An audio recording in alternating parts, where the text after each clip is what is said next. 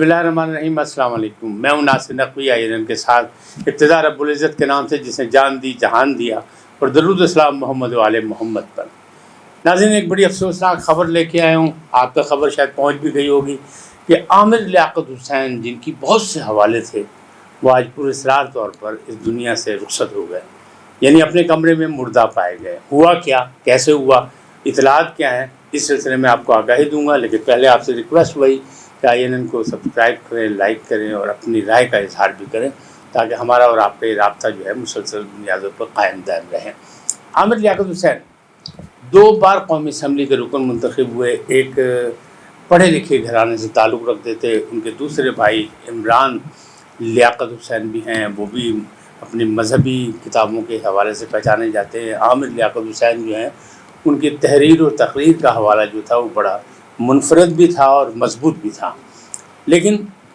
आज जिस अंदाज में वो अपने कमरे में मुर्दा पाए गए, लेकिन लोगों का कुछ का कहना यह है कि नहीं, जब इनको हॉस्पिटल लेके जाया गया उस वक्त उनमें सांस बाकी थी, तो जब सांस के साथ आस थी, लिहाजा हम गए। लेकिन छिपा ज़राए वो वेलफेयर सोसाइटी जो उनकी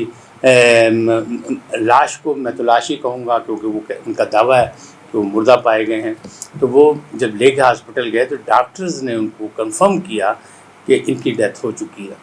ताहम उनके मुलाजमीन का दावा ये है कि उनको तकलीफ़ थी दिल की, और रात से ही तकलीफ़ थी, लेकिन वो हॉस्पिटल जाने को तैयार नहीं थे।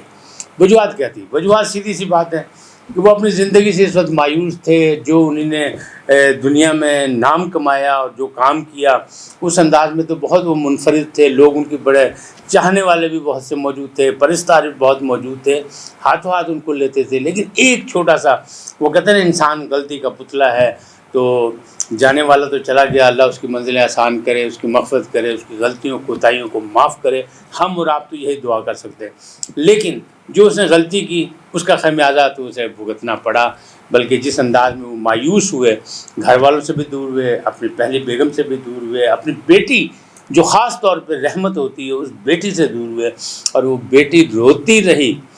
कि मेरे पापा जो हैं वो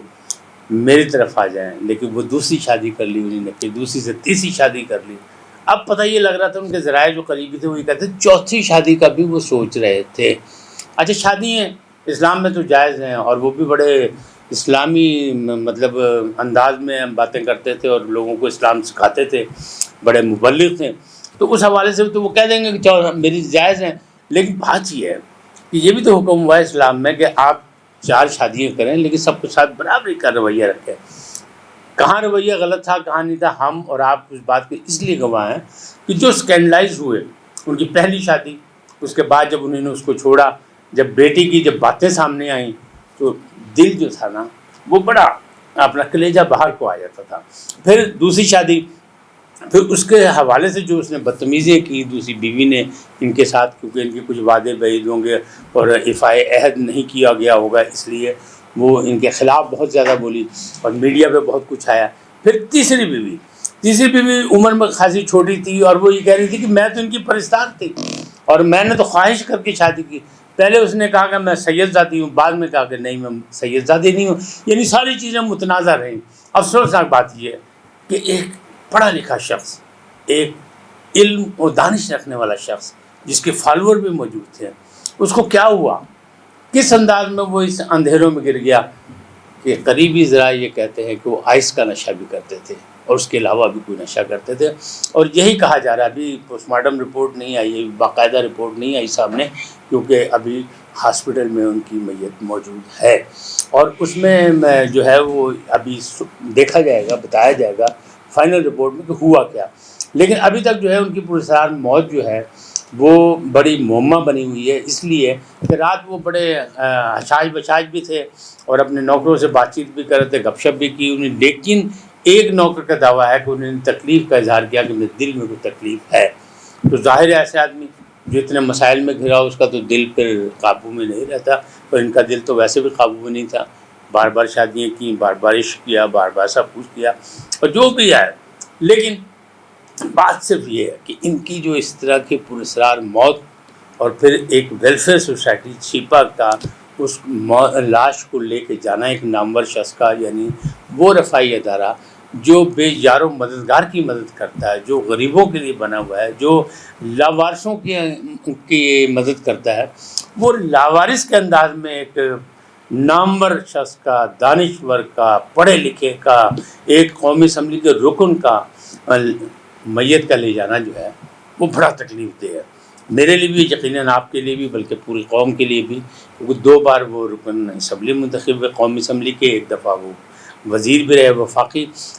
پہلی دفعہ وہ MQM سے ٹکٹ پہ کامیاب ہوئے تھے، دوسری دفعہ وہ 2018 میں تحریک انصاف میں شامل ہو گئے تو تحریک انصاف کی ٹکٹ پہ انہوں نے الیکشن جیتا، لیکن ان کو وزارت نہیں ملی، اس کا بھی انہیں دکھ تھا، وہ چاہتے تھے کہ انہیں بھی وزارت ملے، لیکن جو ان کے کارنامے جس انداز میں آگے نکلے یا جس طرح ان کو سکینڈلائز کیا گیا، وہ سامنے ایسا ہے کہ ان کو پھر عمران خان صاحب نے وزارت نہیں دی، اس کا بھی دکھ یقیناً ان کو ہوگا، لیکن بڑا افسوسناک ہے ہمارے لیے، آپ کے لیے یہ موت جو ہے نا وہ بڑی عبرتناک ہے، جانا تو سب نے ہے، کہتے ہیں نا کل نفس ذائقۃ الموت، جو دنیا میں آیا ہے اس نفس نے موت کا ذائقہ ضرور چکھنا ہے، نظام قدرت میں ہے کہ دنیا میں آنا ضروری نہیں لیکن دنیا سے جانا بہت ضروری ہے، وہ چلے گئے، ان کی ایک اننگ ختم ہو گئی، ایک باب اور بند ہو گیا، لیکن ہمیں ان کی یہ پراسرار موت جو ہے وہ ہمیں درس دیتی ہے، لمحہ فکر دیتی ہے کہ لمحے موجود میں آپ جہاں ہیں جیسے ہیں کی بنیاد پر مایوس نہ ہوں، جدوجہد کی بات کریں، فکر و دانش کی بات کریں، علم کی بات کریں، تو علم کا وہ جو نسخہ کیمیا ہے قرآن حکیم، اس سے حوصلہ بھی لیں، اس سے باتیں بھی کچھ سیکھیں، جینے کا سلیقہ سیکھیں، دوسروں کے ساتھ انداز اپنائیں، تاکہ جب میں اور آپ یہاں سے رخصت ہوں